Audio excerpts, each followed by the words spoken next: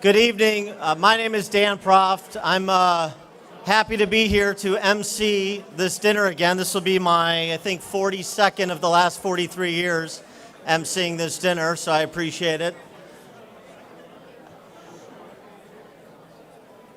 We have another great evening, as we always do with the Northwest Suburban Cook County Republican Organization's annual Lincoln Day dinner. We're fortunate to have Illinois Governor Bruce Rauner, who will be here. Yes, that's an applause line.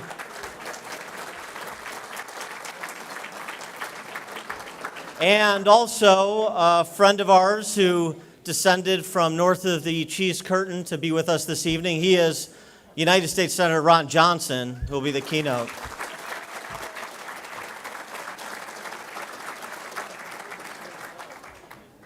I want to, before we begin the program, just a couple of points of personal privilege.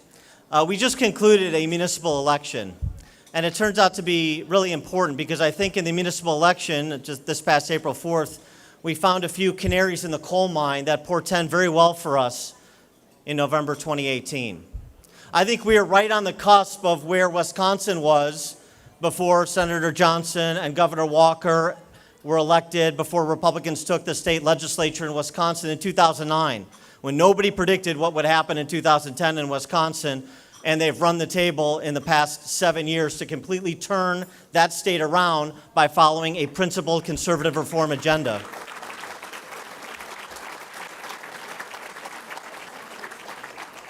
And I know we can joke about Mike Madigan's 75th birthday today and his 46th year in Illinois politics and political office, but I want to focus on the positive and the opportunity before us because we're this close to starting to do, frankly, in 2018, what Wisconsin Republicans did in 2009 into the 10 cycle and since. And those municipal elections tell the story. I know there's been some agitprop circulating from the House organs of the left in the Chicago press corps, which of course constitute all of the outlets in the Chicago press corps, sans mine. That somehow Democrats had a good April 4th election. No, they did not. No, they did not. We advanced the flag in material ways, not only with taking out Democrats, but also with advancing conservative reform Republicans. I just want to point out a couple of examples for you because they're really important, because it tells you it can be done in this state. If it can be done in McHenry County and Algonquin Township, if it can be done in Orland Park, if it can be done in the city of Aurora, then it can be done everywhere. And so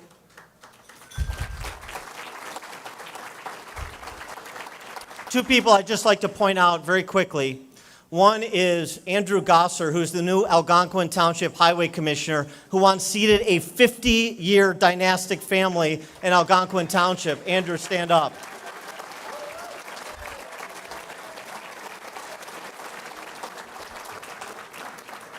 Another is the mayor-elect of Orland Park, Keith Pekow, who unseated a 24-year Democrat incumbent in Orland Park.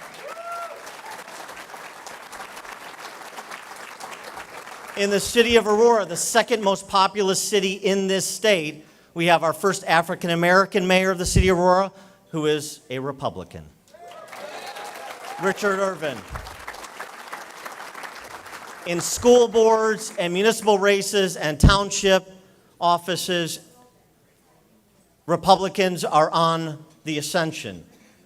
And we need to keep that momentum going, so we take 9 seats back in the House, and we move the needle in the Senate, and we reelect Governor Rauner so Governor Rauner can lead the charge in Illinois that governors like Walker and Daniels and Pence and Holcomb have led in the Midwest.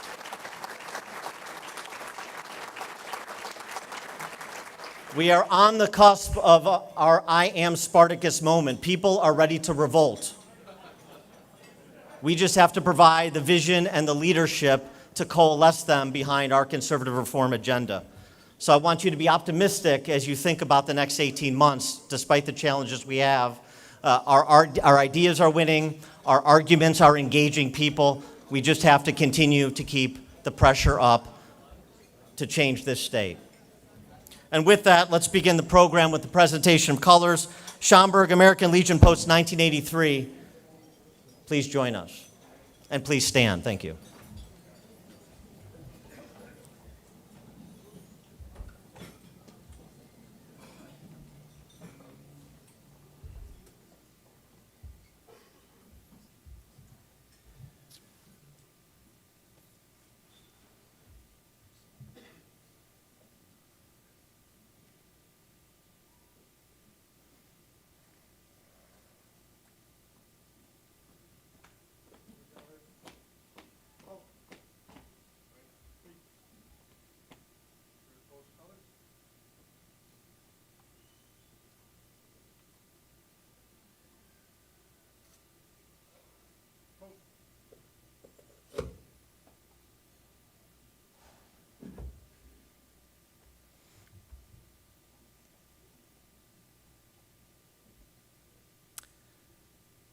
Please join me in the Pledge of Allegiance.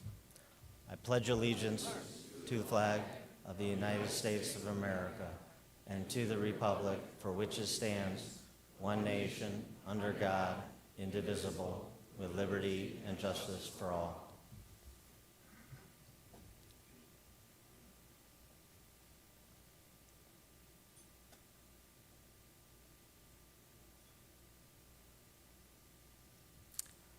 And now I'd like to invite Annie Penner up for the national anthem.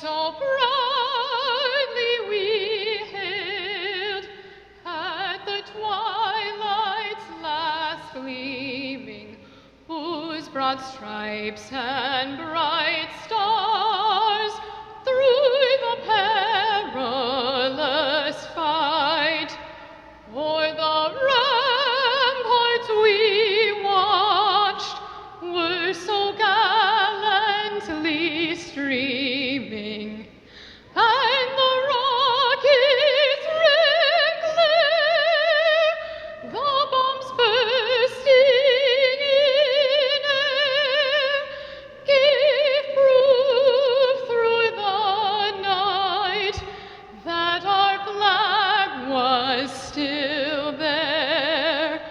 Oh, say does that star-spangled banner yet wave o'er the land of the free and the home of the brave?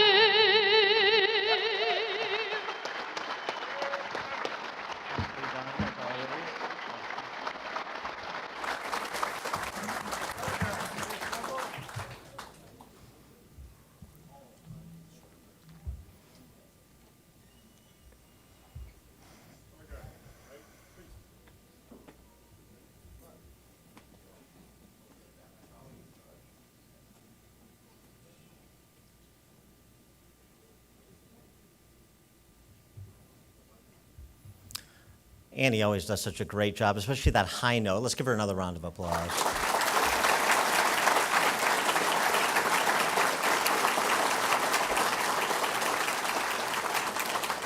And now for the invocation, I'd like to invite up Mark Angus, who is a member of the Arlington Heights 2nd Ward of the Church of Jesus Christ of Latter-day Saints.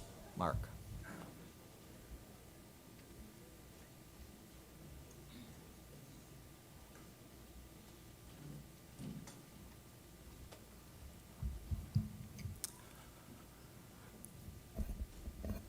Our Heavenly Father, thank Thee for this gathering of like-minded people.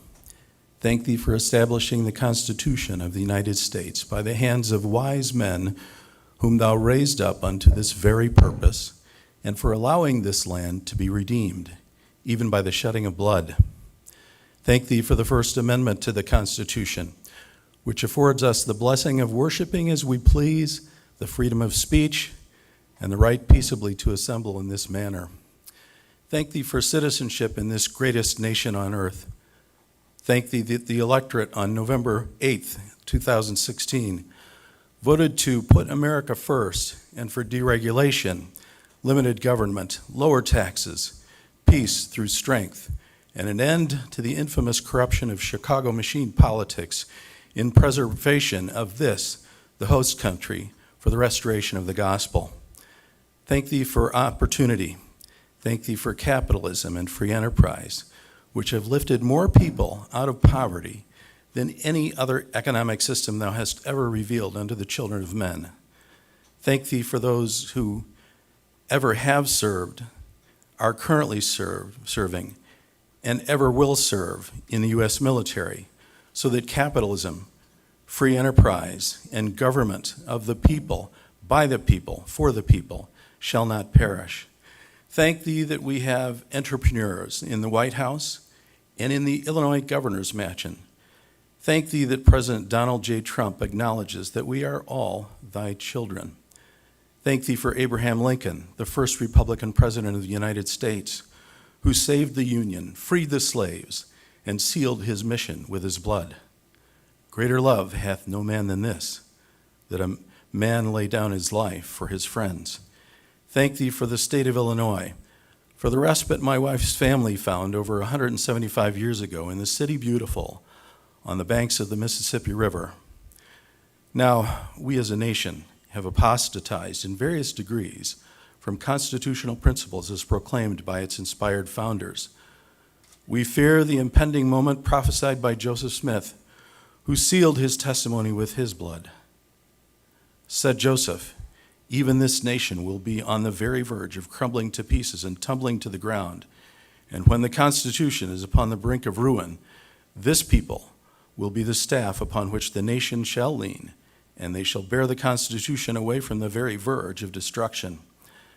Please bless President Trump, Governor Bruce Rauner, Senator Ron Johnson, and all of us with the whisperings of the still small voice of the Holy Spirit to help save the nation and Illinois. We thank thee for the food we will eat tonight and for all we have and are.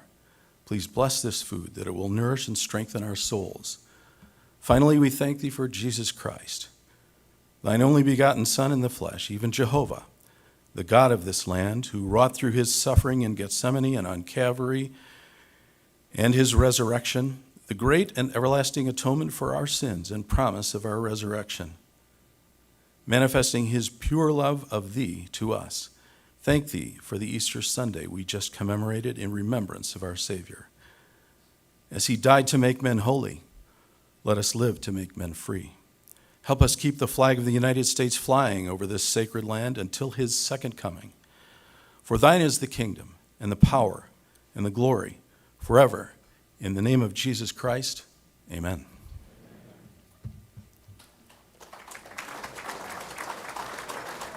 Please be seated.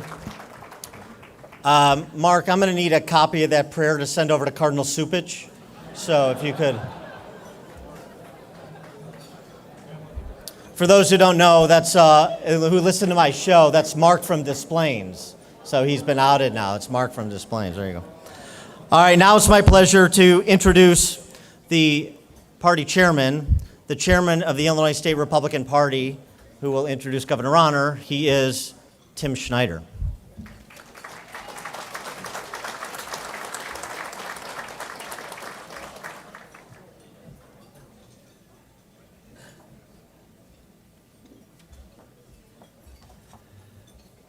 Thank you, Dan. Good evening to you all. Welcome to you from Cook County, where a $6 case of Coke come July 1st will now be $9 a case of Coke, and where a death certificate is the preferred identification for voter registration. Mike Madigan has been a state representative in Illinois for 46 years and is the longest-serving speaker in United States history. For decades, Speaker Madigan has watched over Illinois' destruction for his own benefit and for the benefit of the special interests. More people left Cook County in 2015 than any other county in our nation. And since the year 2000, over 1.2 million people have left our state. Businesses, jobs, and people are fleeing the state of Illinois. Our social service safety net has been decimated. But in 2014, we elected a new governor in Illinois. And he has said no to Mike Madigan and the special interests, no to the status quo, and no to business as usual, no to kicking the can down the road and making tomorrow's generations pay for today's mistakes, and no to making Illinois the laughingstock of our nation. Ladies and gentlemen, the man who will restore our state to greatness once again, our governor, Bruce Rauner.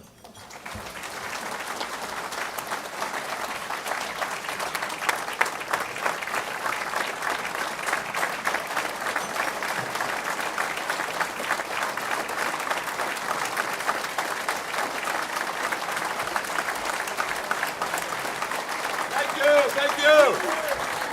Yeah, thank you. Thank you. God bless you. Thank you. I appreciate it very much. You're the best. You're the best.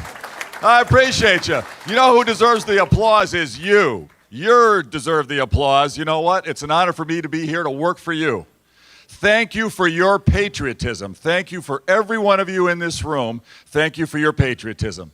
Thank you for your dedication. Thank you for your commitment. Thank you for your belief. Thank you for your belief in the values of our Republican Party. The values, faith, family, hard work, love of God, love of country, limited government, low taxes, individual liberty, personal responsibility, free enterprise, private property rights. The core values of our Republican Party are the core values that make America the greatest nation on earth. Those values are the reason the Republican Party is going to become the majority party in the state of Illinois in the coming years. We're 100% committed to that. Democracy only works when citizens get involved, informed, engaged in the process. By you guys being here, you are making democracy work. Thank you. Thank you for being here. Thank you for being strong Republicans. Thank you for believing in a two-party system for a strong democracy. I deeply appreciate it. You know what? We're at a critical turning point in Illinois' history. Critical turning point. And there's an epic battle going on. People think the battle in Springfield is about the budget. You know what it's really about? It's about the future of our state. It's about whether our children and our grandchildren are going to have a better future in the state of Illinois, or whether that's what we're fighting for every day, a better future for our children and our grandchildren. Or are we going to stay under the thumb of a group of corrupt career politicians who've been dragging our state down the drain for decades? Corruption, cronyism, patronage, deficit spending, higher taxes, job losses, poorly funded schools. Are we going to stay on this track we've been on for years? The answer to that is no, ladies and gentlemen, because the Republican Party is coming back strong and powerful again. We're going to go in a new direction. We're going to go in a new direction. More jobs, lower taxes, better value for taxpayers, outstanding schools that are properly supported, and democracy that works for people again through term limits and fair maps with redistricting reform. Term limits and fair maps, redistricting reform. These are the keys. We're going to never give up on this. We are never going to give up on this. Now, change is difficult. Boy, it's brutal. It's a battle down there. You know, I've been governor for 2 years. Oh, it's really like dog years. It's really like 14 years. I mean, it's really hard. You know, when I started this job, I was 6'8" and had a full head of hair. I mean, this is really, really hard. But you know what? For me, it's work of love. I love the state of Illinois. This is home. This is home, and I love the state of Illinois. And you guys know I'm a volunteer. You guys know I'm a volunteer. I don't want to pay. I don't want any pension. What I want is a better future for all of our children and all our grandchildren, with rising family incomes, prosperity with careers available for everybody. outstanding educational opportunities for everybody. That's what we deserve in this state of Illinois. And boy, we have such a wonderful place. We got the best people in America, the hardest working people in any state in America, right here in the state of Illinois. And we've got the best agriculture. We've got the best transportation network. We have some of the best universities and best education system. We should be kicking tails. We should be one of the fastest growing states. We should be blowing the doors off Texas or Tennessee or Georgia. There's only one thing holding us back, and that's corrupt Democrats down in Springfield controlling our government for their own benefit. And let me tell you this right now, I promise you, I'm a son of a gun when it comes to competition and work hard. Nobody outworks me ever. And this is a labor of love for me, and let me promise you something. Even though last November it was tragic here in Illinois because the Democrats in the presidential race, Clinton, won Illinois by 17 points. That's a tragedy. Let me tell you the good news. Despite that, we in Illinois picked up 6 seats in the House of Representatives and the Senate and the General Assembly for Republicans last November. Despite that setback, and let me be clear, I am 100% dedicated, 100% committed. I am all in. Next November, in November of 18, you know what we're going to do? We're going to pick up 9 seats in the House of Representatives, and Mike Madigan will no longer be Speaker of the House of Representatives. It'll be a new day in Illinois. It's going to be a new day in Illinois. Now, you guys know I got my work ethic from my grandfather. He was a dairy farmer. He was an immigrant, spoke Swedish, didn't speak a lot of English, lived in a little double-wide trailer outside of Whitewater, Wisconsin. He taught me a lot about life. He was my best buddy growing up. He taught me about hunt and fish and enjoy the outdoors, but he taught me really 3 core values that I hold dear to me. Number 1 is the importance of hard work. He said, Bruce, whatever you choose to do in your life, you give it 100% every day. You work your tail off and never settle for anything less from yourself than 100%. Number 2, he said, get a great education. Most important way to have a better life is to make sure you do good in school. And I don't want to hear you getting anything out less than A's. I want you to work your tail off in school and do great and go as far as you can in school. And number 3, he said, give back in your community. We all have a moral duty to help each other. We're all God's children and have a moral duty to help each other. We don't help each other through massive government bureaucracy. We help each other through our community groups and our churches and our organizations. We give back and we help each other. And I believe that very strongly. I believe, as a good book says, to whom much has been given, from whom much is expected in return. You know what? I didn't inherit a nickel. We're a middle-class family. I grew up here in Deerfield, just up the road. Went to Wilmot School there on Deerfield Road by 294. My dad was electrical engineer in Schaumburg at Motorola. My mom was a nurse at Northwestern. I worked my tail off through school. I got my first job when I was 6 years old delivering papers, and then I flipped burgers at McDonald's. I worked my tail off my whole life. I'm not happy if I'm not working. But you know what? In my career, before I became a public servant working for you, I worked for the teachers of Illinois and the police officers and the public servants of Illinois because I invested their pension money for 32 years. And you know what? We kicked tails. We did 22% annual returns for 32 years, more than double the stock market. So our teachers could have a better retirement, and you could save billions of dollars that you didn't have to put into the pensions because we did so good. And I'm darn proud of that track record. People criticize me for making money. I said, I'm never going to apologize for working hard and making good money. I'll never apologize for that's what America's about. Well, I made a lot of money, and I'm proud of it. But I went to our 6 kids. You know, my wife and I have raised 6 wonderful kids. We're so blessed. 4 girls, 2 boys. They're grown and gone now. But I told them, I said, you know what? I made a lot of money, guys, but I'm not taking it with me when I go, and I'm not giving it to you either. And 2 of them were really cranky about that.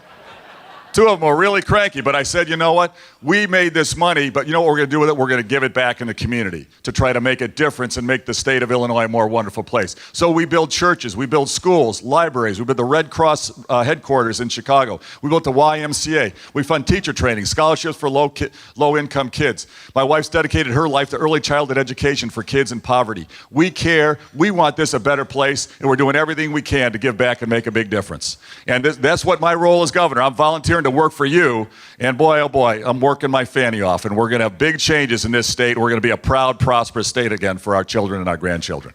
Now,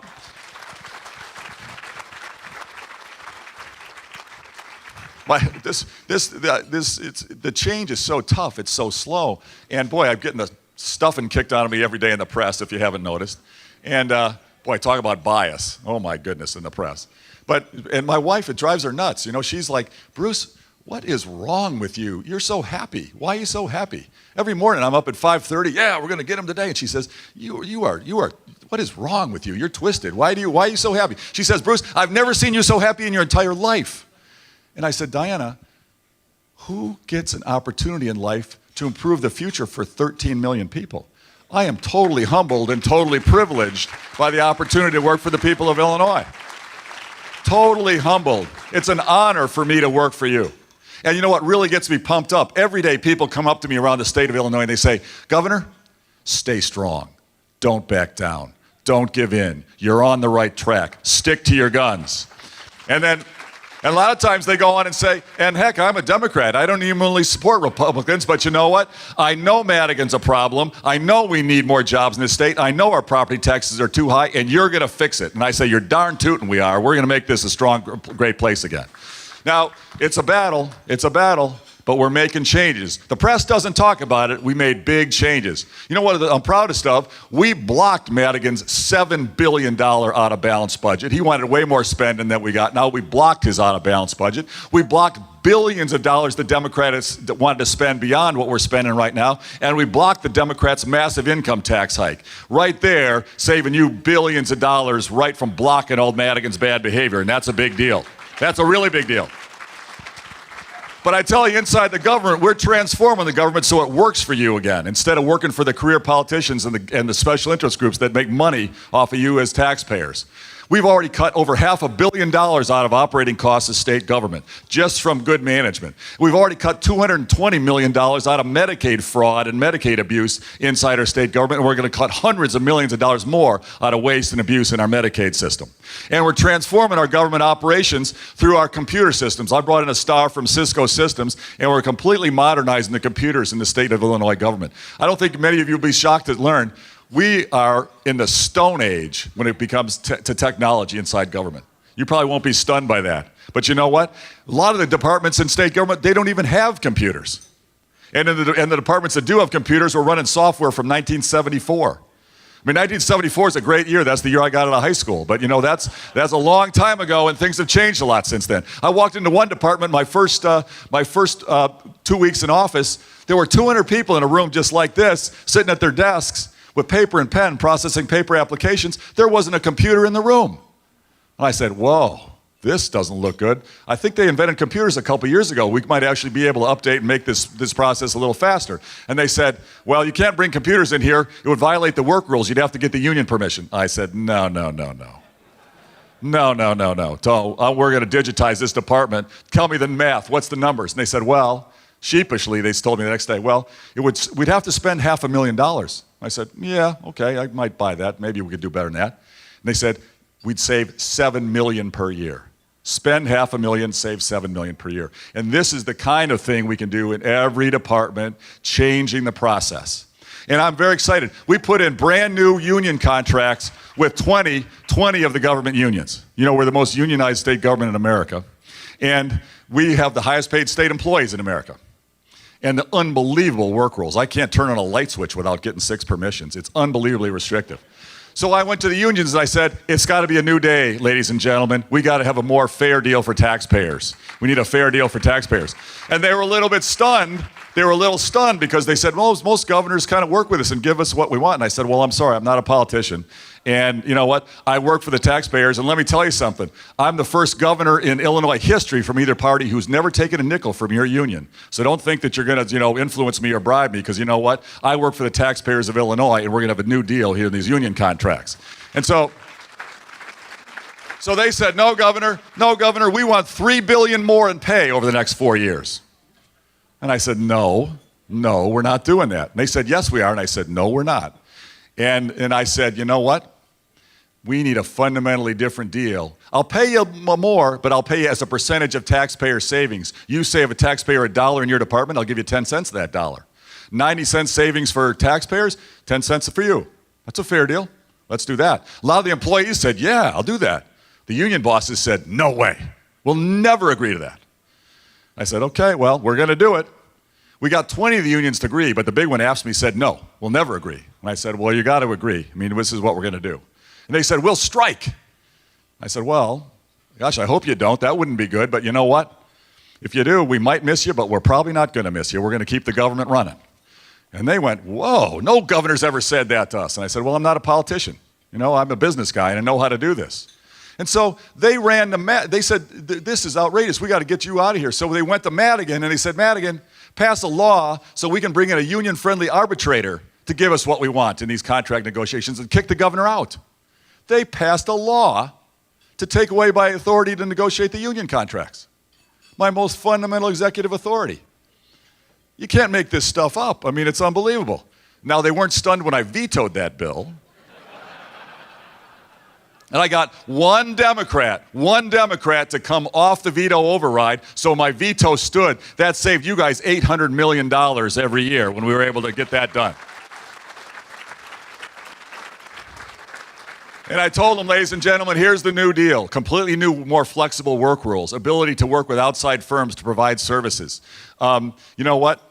Flat, no salary increases for 4 years, but bonuses based upon taxpayer savings. Different health care plan. It's no more platinum coverage for bronze rates. It's going to be just like taxpayers have, a regular health insurance plan like regular people have. And a different pension system with a defined contribution plan element, so it's more of a 401k style in the future so we can save billions of dollars. And I said, here's a really novel concept. I said, going forward, it's not, you know what, we're not going to have a 37-and-a-half-hour work week anymore. We're actually going to have a 40-hour work week before overtime starts. There was a novel idea that got them worked up. And I said, and let's let volunteers come in to work in the state state parks, our state parks downstate, or to volunteer in our healthcare facilities. These are reasonable things. They said no. I said yes. We should be implementing the contract, but they went to our judges, they went into court, and don't get me started about our elected judges in the state level in the state of Illinois. Don't get me started about that. But you know what? And we're in court right now, and they're holding up us implementing the contract. Now, we're going to win this case. We're going to win the case. But in the meantime, let me tell you, every day that we can't implement our new contract with the biggest union is costing you $2.5 million every day. Think about that. That's money that could go into our schools with our teachers. That's money that could go into our human services. That's money that could stay in your pocket to grow the economy. So we're going to prevail. We're going to prevail big. In the court, we're going to win, and then we're going to implement our contract, and it's going to be a new day in Illinois. Transform it.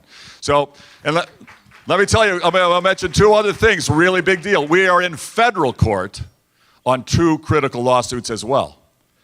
I said my first day in office, or my first month in office, if you work in our administration and you don't want to be in a union, and you don't have to be. If you want to be, join a union if you want, but if you don't want to, don't. And I said that and if you don't want to be in the union, you don't pay the dues. A lot of the employees in state government said, yeah, that's awesome, I'm for that. And then we got sued.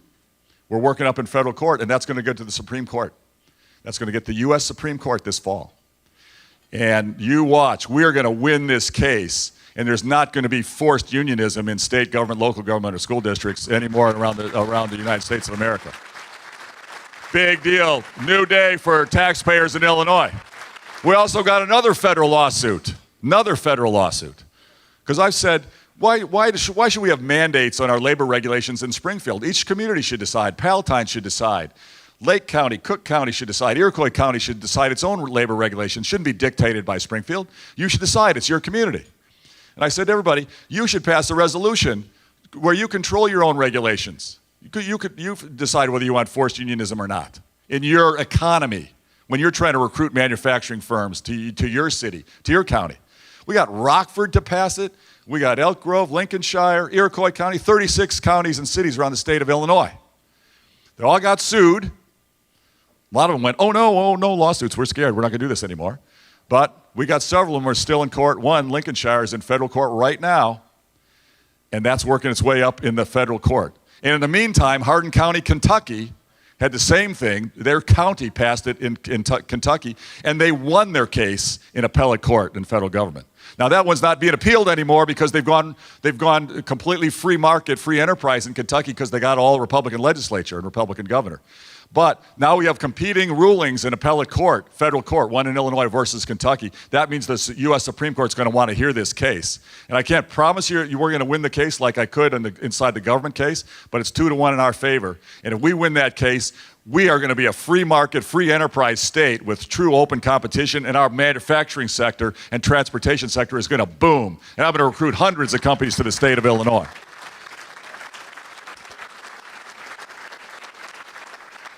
So these are exciting times, but you know we still got a majority against this, at least for another 18 months. And in the meantime, you know, they're blocking progress. But we will never, never give up. And I will always fight for 4 things: more jobs, lower taxes, better schools, and term limits on politicians. I've been saying it for 4 years. I will never change off that. That's the priority. My whole focus: more jobs, lower taxes, better schools, and term limits on politicians. And let me say,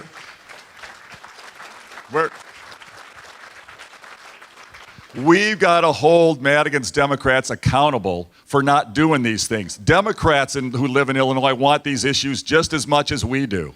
Madigan and his cronies don't want it, so we got to hold the House Democrats responsible for electing him Speaker year after year after year after year. Hold him accountable for putting him in office and blocking the progress for the people of Illinois. We're going to hang this on him. Because here's the basic fact, and we got to get this word out in every neighbor, in every community, Democrat and Republican. Here's the tragedy of Madigan's Democrats controlling our state government. We are not growing the economy. We are not creating jobs. And that's because of the regulation burden and the tax burden that these Democrats have put on our businesses. We're pushing them out of state. We have not created net new jobs in Illinois for 17 years. We still got the same number of jobs in Illinois we had in the year 2000. Think about that. That's outrageous with our workforce, with our people, with our location, with our infrastructure. Flatline because of Madigan's Democrats and their regulations and their taxes. And while we're flat on jobs, anybody got to guess what's been going on in government spending in Springfield? Let me tell you, it ain't been flat. Let me tell you, it ain't been flat. Our government spending has gone up 66% since the year 2000 in government spending in Springfield, while our jobs are flat. Unsustainable, ladies and gentlemen, a broken system, and anybody who thinks we should just raise taxes to fix that problem, they're hallucinating. They are fundamentally wrong. We cannot tax our way out of this problem. We got to grow our way out of this problem by enhancing the economic competitiveness and get a booming economy and bring down the pace of government spend and growth. And the only way to have balanced budgets for the long term is have our economy growing faster than our government spending. It's simple math. This is not complicated. And we are going to drive that result. We're going to change the system. We're going to pick up 9 seats in November of 2018. We're going to reduce the regulatory burden, shrink the wasteful spending in our bureaucracy, put the money in our schools with our teachers, and change our education system so in our high schools we bring back technical training, vocational training, career training in our high schools so our young people are trained for the jobs that are available. And we bring back apprentice programs and intern programs for our high school kids so they get real-world work experience so they're ready to get out and kick tails and make a good career and a good income when they get out of high school. And we're changing our education funding. We're dead last in the state of Illinois for funding K-12 schools as a percentage from the state. Our state government is terrible. And the Democrats, before I got in office, the Democrats in the prior 10 years to my coming in cut state support for schools 4 times. So we're dead last. And my first job with the tax money, I said, we're going to cut wasteful spending, but we're going to increase education spending so we really do our fair share so our property taxes can come down and the state support will go up. Your property tax bill will get reduced and we increase state support for schools. We got $750 million more my first year in office for K-12 schools. And we're going to fight for more for K-12 schools every year to bring down your property taxes and get a more fair and balanced way to fund our schools. And we're going to get this done. I'm very proud of it. So here's my request. This is a critical time. It's a brutal battle, but we got to win. Never give up, never give in, never back down. Out there talking to your friends, talking to your neighbors, Democrats, Republicans. You know what? This fight is really not about Democrats versus Republicans. It's our values that need to prevail. But everything we're fighting for, term limits, fair maps, property tax freeze, education funding, pension reform, are supported by Democrats. Democrats, even Attorney General Lisa Madigan, who's not a Republican last time I looked, Even she has said our workers' comp regulations are broken in Illinois and they're driving manufacturers out. We need causation in our workers' comp system. And she is correct.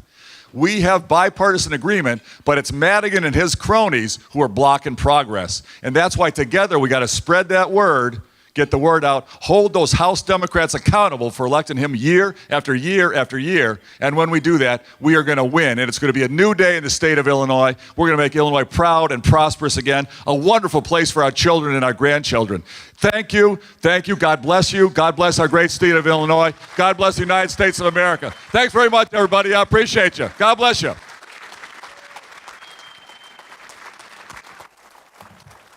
Thank you.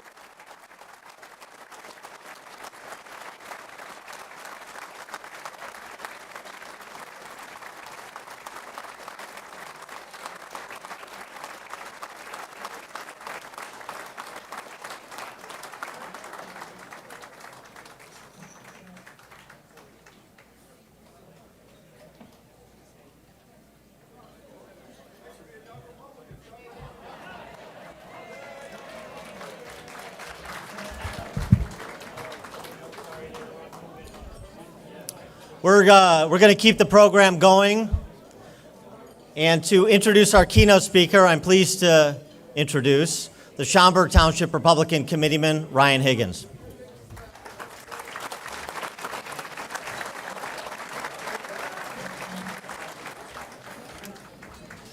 Thank you. Good evening. It is my honor tonight to introduce our keynote speaker, United States Senator Ron Johnson, the senior United States Senator for the state of Wisconsin. Ron Johnson is a manufacturer from Oshkosh, Wisconsin, who spent more than 30 years creating jobs and solving problems in the private sector before serving in the U.S. Senate. He brings an outsider's approach to Washington to help Wisconsinites and all Americans keep more of their paychecks and to promote local communities from threats to our national security. In 2010, Senator Johnson ran for the United States Senate, his first race for political office, and defeated then United States Senator Russ Feingold. Last year, the senator was reelected for a second time, becoming the first Wisconsin Republican since 1980 to win a Senate seat in a presidential election year.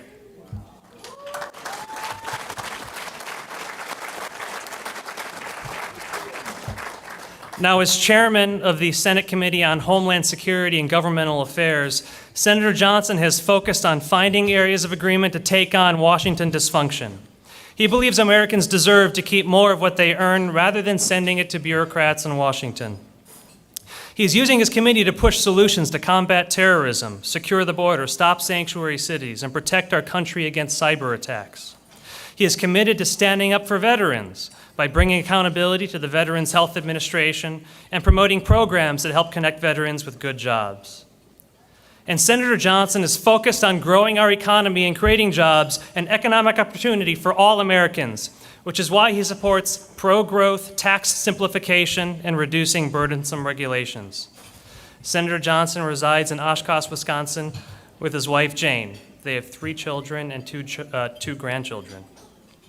The Northwest Suburban Republicans invited Senator Johnson here today to congratulate him on his recent reelection, to build a relationship with our like-minded neighbor to the north, and to honor his tremendous efforts in the United States Senate, particularly with respect to regulatory reform. So on behalf of the 500 Northwest Suburban Republicans here tonight, it is my honor to introduce and present our Spirit of Lincoln Award for his outstanding efforts on regulatory reform to United States Senator Ron Johnson.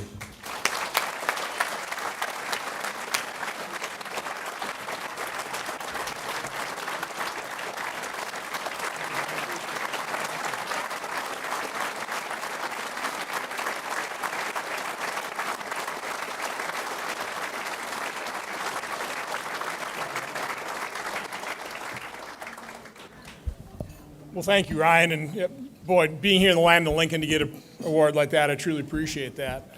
I don't know about the rest of you, but as I was listening to your governor, by the way, a man that you need to support, I had a big smile on my face. You know, I've been in this business now for about 6 years, going on to 7. And I've listened to a lot of speeches from politicians. That was not a speech from a politician.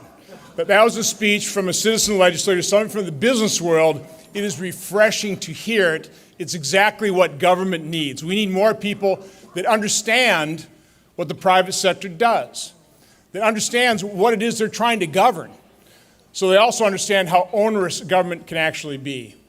So again, I cannot be more pleased that you have such a wonderful governor that needs support. And a little later on, I'll get into, I think, what you need to do from a standpoint of keeping your nose to the grindstone and developing the ground game and the structure to do what we did in Wisconsin down here in Illinois. But let me first start talking about why I ran, why the governor ran, your governor ran, why you're all sitting in this room. It's not really about, it is about winning elections, but that's not really why we do these things. The reason we're involved as Republicans, as conservatives, in the political process at a moment in time of this country's history is because we are concerned about the direction of our country. I often said in 2010 I was panicked for my country. I don't want to ruin your night. I've been serving for 6 years. I am more panicked. Now, I want to give you some hope. The governor was talking about how much he hears from citizens on the street, giving him encouragement, keep working hard. My guess is the number one thing that he hears from people on the street, because it's the number one thing I hear by a long shot, is you are in our prayers. We're praying for you. At the moment in time of such divisive politics in this country, at a moment of peril for our country, where so much that we see culturally is so disturbing, the fact that so many people come up to your elected officials and express their prayers has got to give us hope. Now, oftentimes when I'm introduced, like your governor, I worked hard all my life, and I'm often introduced that way. My response always, though, is not because I showed the initiative. I worked hard all my life because my parents made me. I succeeded in life largely because I had the gift. I was blessed with two loving parents of deep faith. Can you imagine if every child in America could make that statement, the condition our country would be in today? It's just the truth. It's what we need to, as we're looking at government policy, take a look at that root cause, the breakdown of the American family, the fact that children can't make that statement, that the foundational building block of America has been so broken and torn asunder. We have to recognize that fact, and it has to be addressed. Now, something else that gives me hope, I'm a business guy.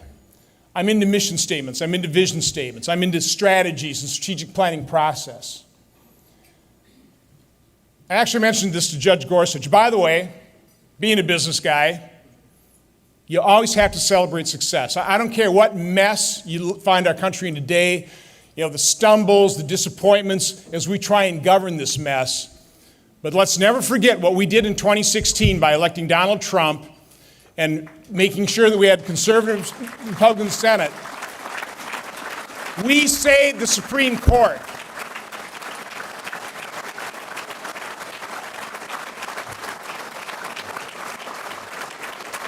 We confirmed a judge, somebody who realized it's the role of a judge to apply, not alter the law. And so when the governor's lawsuits go in front of the Supreme Court, there's actually a pretty darn good chance that the Supreme Court will rule based on the law, not based on their feeling, which is incredibly crucial. But getting back to my point about vision statements and what has to give us all hope, what we must concentrate our efforts on, because I mentioned this to Judge Gorsuch when I met with him after his confirmations hearing. I said, as a business guy, I look at our founding documents, and I look at the Declaration of Independence as the letter of intent, the easy thing. That's what I would write. I could always do that. I'm not a lawyer. And he said, oh, so then the Constitution is the contract, exactly. And in that letter of intent, in the Declaration of Independence, is probably the most wonderful vision statement of self-government ever produced by humans. You've all heard it, but let me repeat it. We hold these truths to be self-evident. By the way, I love that.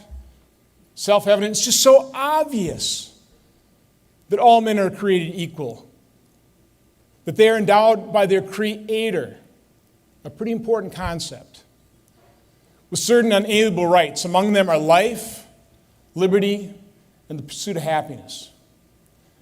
Now, when I was younger and I wasn't thinking as deeply as I think nowadays, I realized, life, liberty, those are important concepts. Pursuit of happiness always seemed somewhat frivolous to me.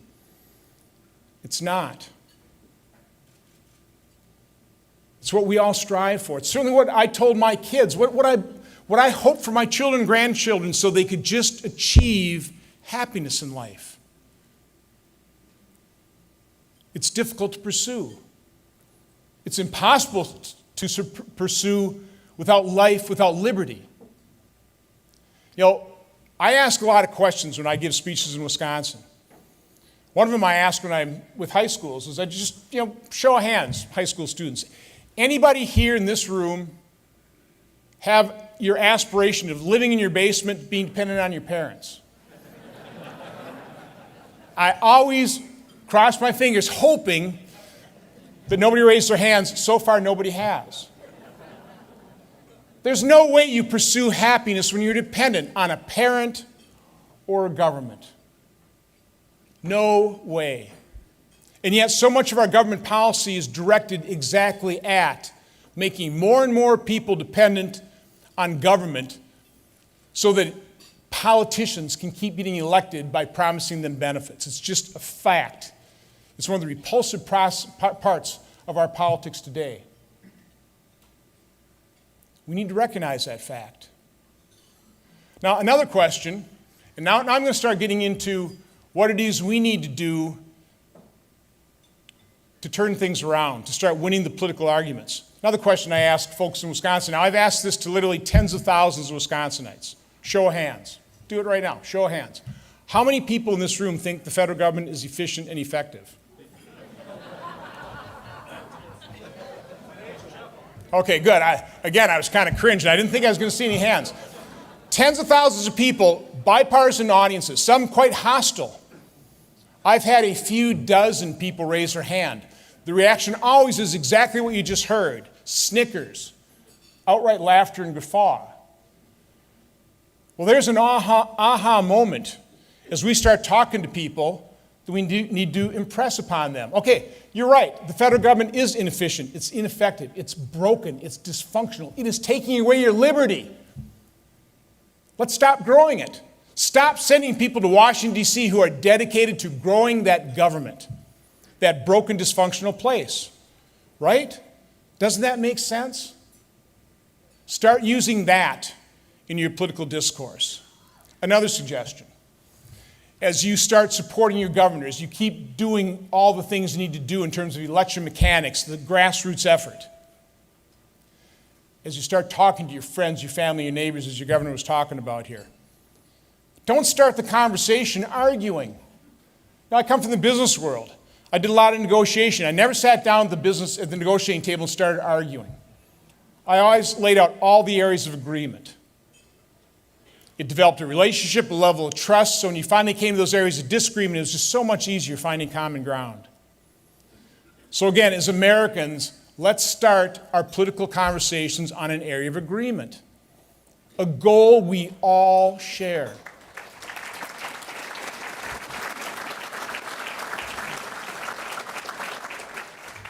We all want a safe, prosperous, secure America. We're all concerned about each other. There is no one political party that has a monopoly on compassion. We all want all of our fellow citizens to succeed, to have the opportunity to build a good life for themselves or family. Now, I've been saying this for 6 years. I've had unbelievably hostile groups come into my Senate office looking pretty snarly. I diffuse a situation immediately by laying out that shared goal and purpose, and the conversation progresses in a far more amiable and far more productive way. In terms of election mechanics, do not give up on this state. What has happened in Wisconsin, the fact we've literally turned a pretty blue state pretty darn red, capped by the fact that we, for the first time since 1984, turned our 10 electoral votes over to Donald Trump, and we saved the Senate seat. It didn't just happen. You know, it's amazing how many people take credit for that election victory. But I know who produced that election victory: the good folks of Wisconsin. The reason you've grown your representative Republicans in your state legislature is because of you folks. It's that grassroots effort developed and built over years and years and years. You know, we got something in Wisconsin called the WOW counties: Waukesha, Ozaukee, and Washington. They didn't just happen. They were built by elected officials and county chairs, relentlessly built year after year after year. And then that just takes off. And that example, that best practice of how those counties are run and operated, never shutting down. They're not doing the election and then going home for a year and then having to reconstitute it, but it's always building the party. That got translated to all 72 counties. And we ended up with that success. So that's the election mechanics. But the way you win elections is you win the hearts and minds of the people that you're trying to convince.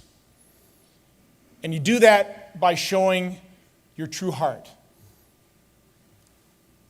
We had a Republican retreat right after we started Congress here in Philadelphia, the House and the Senate trying to get our act together, get the game plan set. And our luncheon speaker was Arthur Brooks. He's head of American Enterprise Institute. Used to be a professional French horn player, studied economics, now he's basically a philosopher. His entire luncheon speech was talking about our divisive politics, our divisive country. Basically making the point, you know, how do you deal with people? And let's face it, people on both sides of the political spectrum view the other side in contempt, with contempt. He said, you know, how do you respond to somebody who views you and holds you in contempt? And his suggestion, I thought, was pretty powerful. He said, you respond with a warm heart. I don't really like talking about myself or my election too much, but the minute he said that, I thought back to the campaign we just run and what I think actually did win us that race, in addition to 18, 19-hour days talking to people. But we ran ads just talking about how a group of us helped reconnect an adoptive family with their adopted little daughter in the Congo. We ran an ad about something we call the Joseph Project, where our staff goes in for a week of 4 days of training, 3 hours a day. We teach soft skills, interview skills to hardcore unemployed, formerly incarcerated, former gang members, alcohol, drug abusers, people just down their luck, hardcore unemployed. The 5th day they get job interviews, they're getting jobs, they're being retained at a higher rate than 70%. We showed Wisconsin this is true conservatism. This is what compassion looks like implemented at the local level.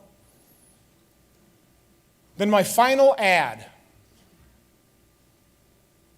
I wrote in 2 minutes. And I'm just going to paraphrase it to you. You know what gives me hope? You do. Your prayers and your kindness, your hard work and your courage. This is a great country full of wonderful people. But we are facing enormous challenges. But here's the good news. We really do share the same goal. We all want that safe, prosperous, secure Wisconsin, Illinois, and America. And we are concerned about each other. It's not a bad place to start. That's how you win the hearts and minds of the people you are asking to represent. That's how we win the political argument.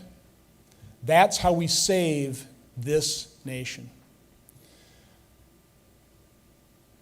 So my primary message to you is do not give up. Demonstrate to your fellow citizens your warm heart, your true compassion. Yes, be involved in party politics, but be involved in your churches.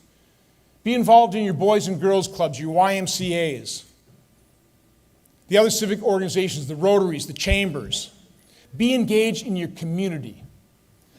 And then as you're talking to your fellow citizens, your friends, your families, and neighbors, it just might kind of get out that a person with such a warm heart, demonstrating such compassion, such concern for his fellow citizens is a Republican?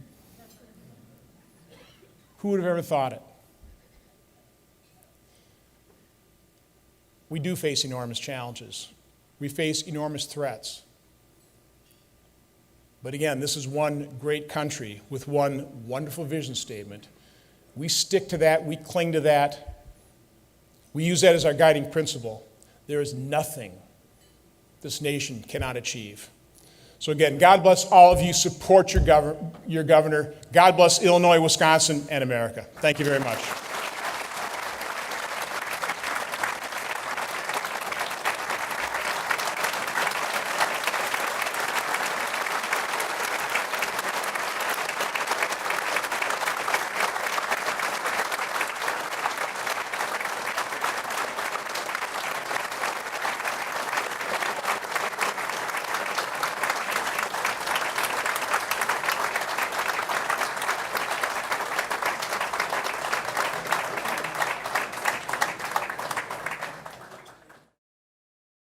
I want to introduce the township committeemen that represent all of the Northwest Suburban Republican townships who are participating in this annual event and who helped put this dinner together along with their precinct captains. If everybody could sit down, then when the township committeemen stand up, you'll know who they are. See how that works? So we need people to sit down first.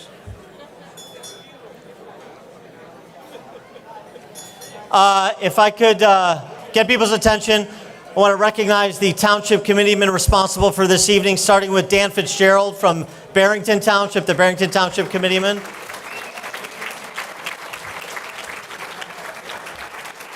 Art Newandowski, the Elk Grove Township committeeman.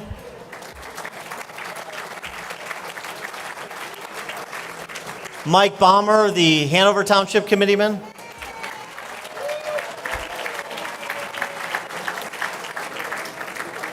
Shar Foss Eggeman, the Maine Township committeeman.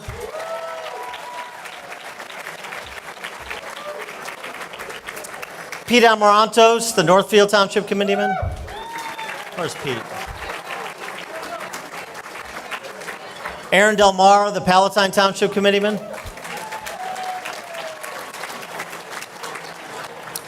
Ryan Higgins, the Schaumburg Township committeeman, who you heard from earlier. And of course, the Venerable Ruth O'Connell, the Wheeling Township committeeman.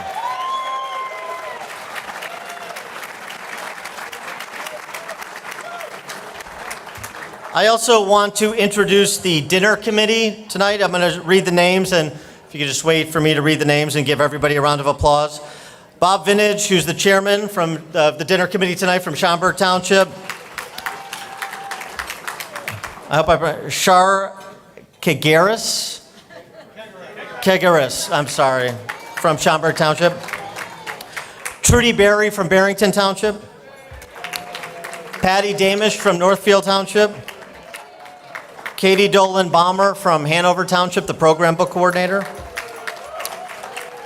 Linda Post from Barrington Township. Dale Newadarsky from Elk Grove Township. Our invocation offering tonight from Mark Angus from Maine Township. Sharon Lingles Johnson from Palatine Township. And Ken Jokum from Wheeling Township. Thank them all very much.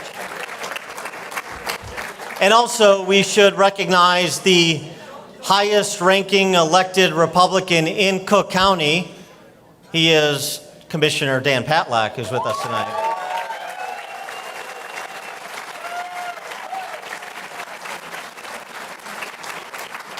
And we should recognize state legislators. I may not have seen all of them. I see Tom Morrison from Palatine. Any other state legislators that are here tonight? Tom Rooney, of course. Tom Rooney, State Senator Tom Rooney is here from Rolling Meadows as well. Anybody else I missed? No? Okay. All right, good. Before I introduce Tim Schneider, I just wanted to pick up on something that I think both Governor Rauner and Senator Johnson both sort of spoke to tonight. When they talked about this race in 18 in Illinois for governor and on down the ballot, not being about Republican Democrats so much. It's really about the inside guys versus the outside guys. And there's a small group of inside guys that wield all the power and have for a long time. And there's a handful of people that benefit from the inside guys and have for a long time. But there's a whole host of Illinois families, like the overwhelming majority, that are on the outside, just financing all of this. And I think if you frame it when you talk to people, regardless of their partisan stripe, to pick up on what Senator Johnson said, I mean, he did more of the heart thing, I'm more of the head thing. If you frame it that way, then I think you get to the same place Ron Johnson wants you to get to, which is agreement, because most people aren't on the inside making a killing off everybody else's productivity. Most people are getting hammered by a state government they finance. And I think the real challenge for us, as much as we like to focus on Mike Madigan and decrying the Chicago crime families, and I know it's fun, and I know it's cathartic, but I think in this point now we're selling past the close. Those 9 seats that the governor talked about, control of the Illinois House, the re-election of Governor Rauner, and I've said this I think every year since I've emceed this event, it runs through northwest suburban Cook County. And since we still don't have a majority, I continue to be right. It runs through northwest suburban Cook County and the collar counties as well, where we are not piling up the numbers that we need to pile up to offset some of the controlled vote in Chicago. This is the battleground. And so I think rather than decrying Mike Madigan and John Cullerton and comforting ourselves with lambasting those people who've destroyed the state's economy, I think we need to take kind of the John Wooden approach to politics. John Wooden, of course, the greatest basketball coach in the history of the game, 10 championships in 12 years at UCLA, and he was famous for never scouting his opponents because Wooden said, if we do what we're supposed to do, it doesn't matter what they do. And that's where we're at. If we do what we're supposed to do, it doesn't matter what the Democrats do because everybody recognizes they're in charge and everybody recognizes what their record is. What they don't necessarily fully comprehend is what our vision is, how we're framing this election, what it's a referendum on. And in my estimation, from my perspective, if I was going to frame this election in one sentence, I would say this election is about your home. Do you keep it or do they take it? And I mean that literally. The governor spoke about property taxes. Do you keep your home or do they take it? Because that's where we're at in Illinois, where in Arlington Heights, you pay 3 times the national average in terms of property taxes as a percentage of home value. Where in Wheeling, you pay 3.5 times the national average as it pertains to property taxation as a percentage of home value. It is the government taking your home, destroying your home equity, and your home is not just an investment, and it's not just a physical space, it's what you've set your life to. It's the roots that you installed in this place. And so if we can't stoke the revolt over a government taking of your home, not just your house, but your home, then I'm not sure what we can stoke the revolt over. But I know this, and somebody may have a better answer than I do. I doubt it, but it's possible. We have got to stoke the revolt in this state. We have got to engage people, not trot out the same tired tropes. Low taxes, small government, less spending. Right.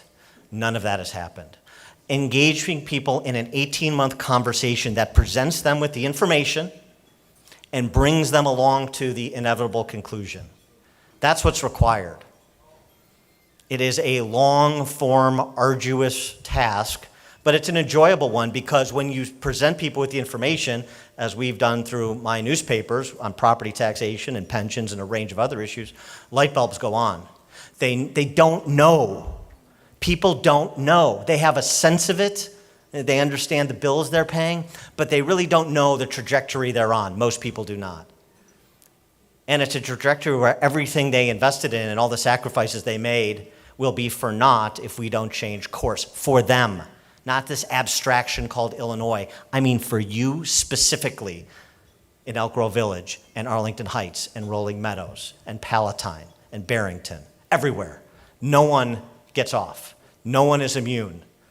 No one is salvaged or spared. That's where this is at. And that I think it's a constructive way to direct people's angst and anxiety and anger to something that can turn this state around and provide real time manifest benefit to them and to their families to improve their lives and give them more options than they currently have. That's what we can do, but we have got to stoke the revolt. And I know that on the property tax issue, we have general agreement, so we need to come to some sort of widespread consensus on how to communicate this, and then share the data and share the story and share the solution. And somebody who's been doing that in his role, not just as Illinois State Republican Party chairman, but also as a Cook County commissioner, is Tim Schneider, who introduced a resolution on this very topic at the Cook County board level for Tony Preckwinkle to laugh at, of course. But that's okay, because those who are scoffing at the real hurt they're imposing, particularly on the poor, are not going to have the last laugh. And that's the thing that Schneider's resolution was so powerful in conveying. It wasn't focused on the people that are really doing well, though everybody's getting hurt. But what this unfair, confiscatory, house-robbing, home-depriving property tax system that we have in Illinois does is mostly negatively impact the poor. You want to know where there's the highest property tax rate as a percentage of home value in Cook County? The highest. Who's what? Harvey's close. You're warm. Fort Heights. Fort Heights, one of the poorest communities in the country, 100% African American. The effective property tax rate as a percentage of home value in Fort Heights is 10.5%.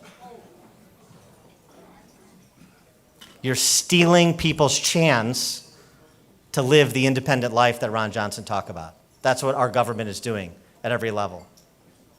So this is such an opportunity for us, isn't it? You want to talk about compassion. Compassion isn't, oh, just look at me, I volunteered for this activity. Compassion is, I'm returning your sovereignty to you. Oh, and by the way, your property. More of an update on the State Republican Party and all the good work it's doing. Please help me welcome again Illinois State Republican Party Chairman Tim Schneider.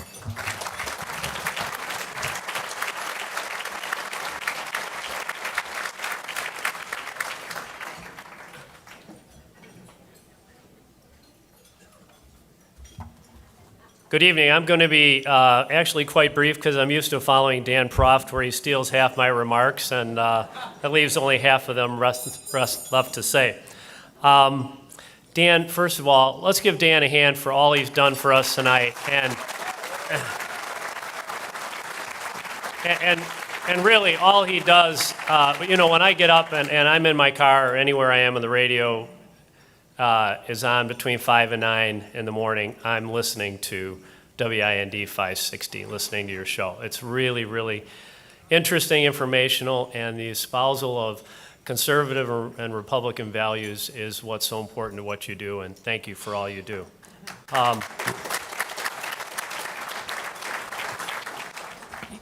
Before I begin saying anything, I just want to thank you and tell you how proud I am to serve as the Illinois Republican Party chairman and to serve the great, in my opinion, one of the greatest governors, if not the greatest governor of the state of Illinois, a great Republican legislature that we have, one of the finest in the nation, which we're going to bring into a majority in the House in 2018, and also to serve each and every one of you every day. I travel north, south, east, west, Rock Island, Murfreesboro, Decatur, Marion, Cairo, Libertyville, Mount Prospect, north, south, east, west, all over the state, just about 3-4 days a week. And it's really, really humbling to hear people throughout the state, and especially downstate Illinois, like in Marion or Murfreesboro, or some of these places where they think a state Republican chairman is likely to be seen as a unicorn or a Sasquatch. You know, they don't see them down there. And I go around and I tell people that, you know, Illinois is not just Cook County and Chicago, and they really appreciate seeing a state chairman. So I'm delighted to be here and see, it does my heart good to see so many great Republicans in this room tonight. And I thank each and every one of you for being here. I want to tell you, in 2014, when I came in as a state party chairman, the Republican Party in Illinois was in debt. Big, big debt. Many 6 figures in debt. And so I met with Reince Priebus shortly after I became a state party chairman, and I asked Reince, what's the most important thing you have to do as a state party chairman? And he says, well, Tim, you've got to raise money, you've got to raise money, and you've got to raise money. So I didn't have the heart to tell him where we were in the state of Illinois, but I got my marching orders from Reince. And Reince had his own problems when he came in as the RNC chairman. I don't know if you know about the RNC when he came in. They were $5 million in debt at the RNC. And he was putting RNC purchases on his own personal credit card because the RNC credit card was no good anymore. So he knew what it was like, and he built the RNC into the largest and strongest Republican National Committee the nation has ever seen, actually tripling the size and the resources of the DNC. So today, the Republican National Committee and the ILGOP, the Illinois Republican Party, are extremely, extremely strong. Now, I'd like to stand here and take the credit for all that, but I really have very little to do with it. It's really Governor Rauner, who has done everything to help build the Republican Party. He has lent his name and his time and his talent and his conviction to more Republican events throughout the state, including the governor's dinner and dinners we have throughout the entire state. This man, when he talks about being a workhorse, and I've told this story many times when I was on the campaign with him in 2014, he calls me at 10 o'clock one night and he says, you want to go on a bus tour with me? And I said, yeah, I'd love to go on a bus tour. I said, when do we leave? He said, well, 3 o'clock tomorrow morning, we're going to get on a bus and we're going to go down to Mount Vernon, and we're going to do a Waffle House in Mount Vernon. And we did, 25 people at a Waffle House in Mount Vernon. Then we went to Nashville, Oakville, DuQuoin, Percy, Sparta, Chester, Waterloo, and Bloomington, all on our first day. And we did this for 3 days in a row, 27 cities, 15 speeches a day. He went from morning to night and never had lunch, never had dinner. He would have his crazy granola with milk in the morning, and he'd be gone for the rest of the day. That's the kind of person we have for our governor, and that's the kind of person who's also lended his name and his time and talent to events like this tonight and events for the Republican Party, and help us get out of debt to the point that we have over $500,000 in our coffers right now today, from a point that we were many hundreds of thousands of dollars in debt. So thank you. Also, the Illinois Republican Party has the best data of any state in our nation. Between the RNC data merged with the Rauner data from 2014, we have the best data. And I don't want to go into too much detail because there might be some press here, but we have the best data of any state in our entire nation. And frankly, we have the greatest ground game that this state has ever seen. Just real quickly, in 2010, when Bill Brady was running for governor, we knocked on 200,000 doors. In 2014, for Governor Rauner, we knocked on 1.5 million doors. And in 2016, just in the 22 targeted races, just in the 22 House races that we were in and a few Senate races, we knocked on 2.2 million doors. That's what the Illinois Republican Party is doing with your help.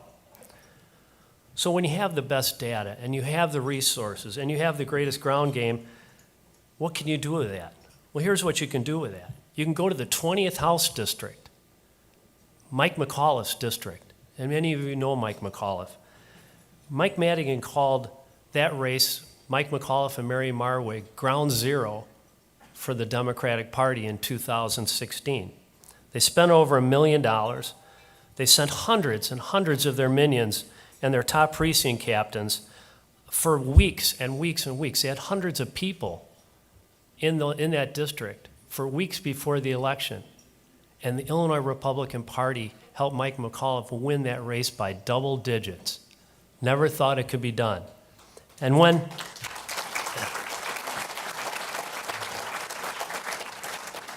you have great candidates, great volunteers, great data, and the necessary resources, you can net, as the governor said, 4 House seats and 2 Senate seats in a year where your presidential nominee unfortunately lost by 17 points with a terrifically awful gerrymandering of our districts, and then a headwind in 2016 where Democrats come out in unprecedented greater numbers than Republicans. And yet we won 4 House and 2 Senate seats. And then also, you can help Roger Clare, the mayor of Bolingbrook. Many of you may not know Roger, but he had a race of his life. He stuck his neck out last September for Donald Trump. And the Democrats said, we're going to make him pay the price for that. So the Illinois Republican Party went down to Bolingbrook, Illinois, and helped Roger Clare in his election. Now the Democrats spent millions on a mayoral race, They also had John Leguizamo, the comedian down there. They had Samuel L. Jackson come in for a mayor's race. And they spent all this money, had all these people come in, and lo and behold, Roger Clare won by 105 votes last week. That's what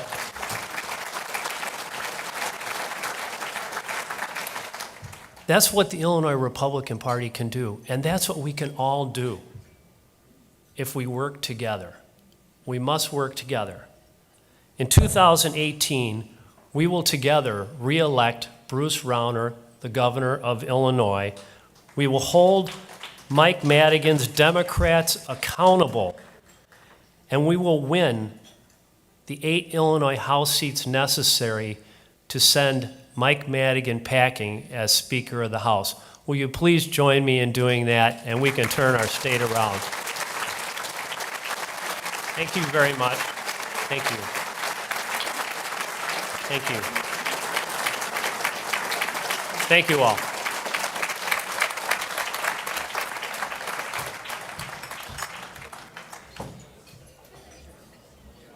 All right, now it's time for the fun stuff, the raffle drawing. To do that, Bob Vintage, the dinner chairman, and I'm calling it, and Ruth O'Connell. Ruth O'Connell, we need you front and center to do some raffle ticket drawings.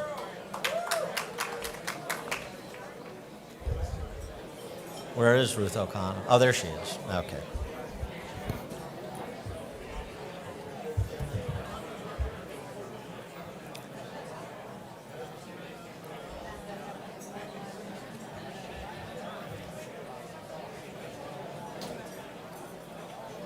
Hi, Ruth. You're gonna pull the things out, okay?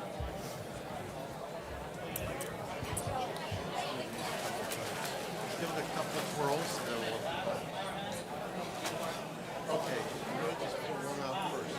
Hold on. We've got something special here. We're not going to do the cash drawing first. We've got a couple of extra gifts, namely 2 bottles of Trump wine that we're going to raffle off. And then we're going to put the winner's tickets back in so they'll be available for a cash prize too. So the first one will be a Trump bottle of red Meritage. Goes great with a Trump steak. Okay, Ruth, you want to do the honors?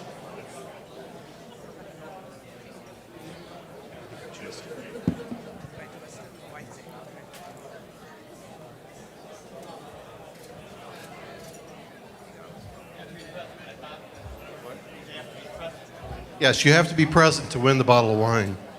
Oh, this person is present. George Dunham.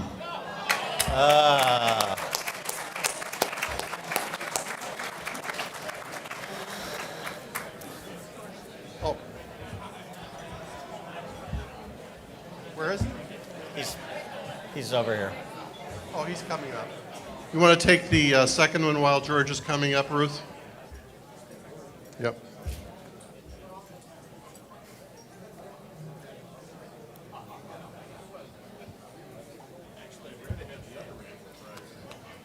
Kim Jones.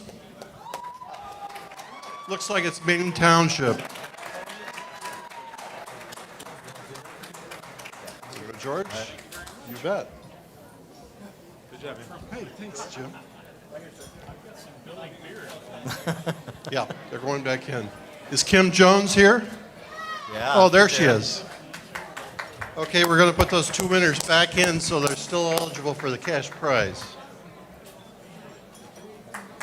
Let's do this.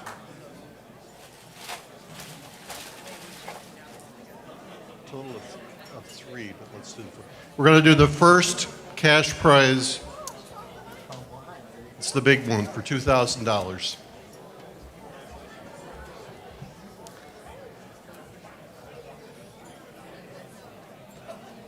Looks like it's Hanover. Can you read this?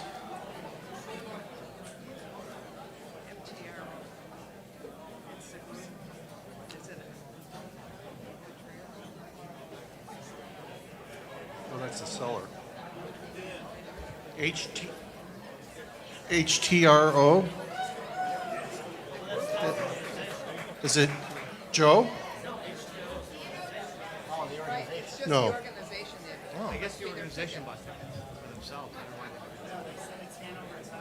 But it's Hanover. Oh, okay. See?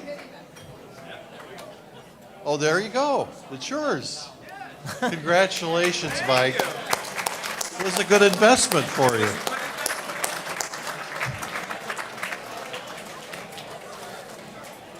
Okay, that was a $2,000 cash prize. The next prize is $500.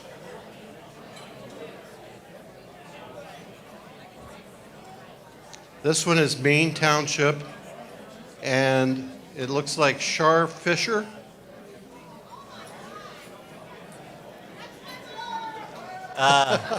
Two years in a row. Okay.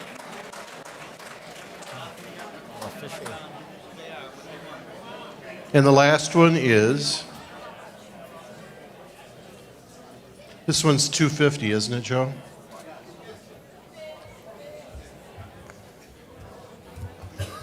Wheeling Township.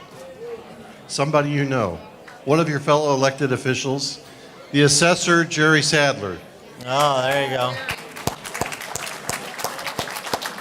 Thank you, everybody, for participating in this and helping your organization raise All right, funds. and to close the show tonight, we're going to welcome back Annie Penner to end this evening appropriately with her rendition of God Bless America. Please give Annie Penner your attention.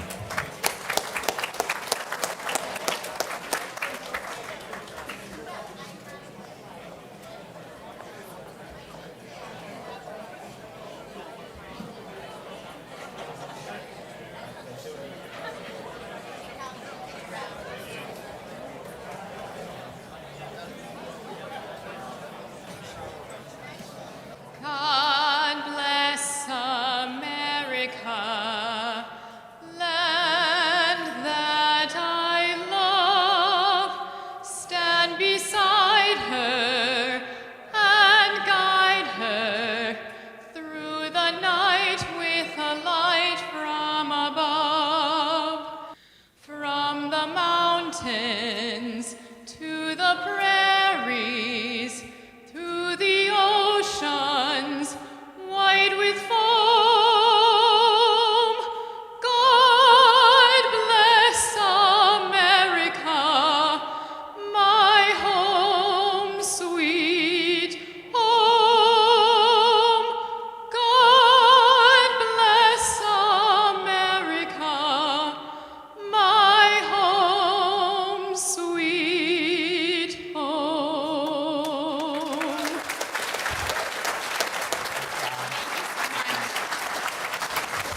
Thank you, everybody, for coming out tonight. Have a great evening.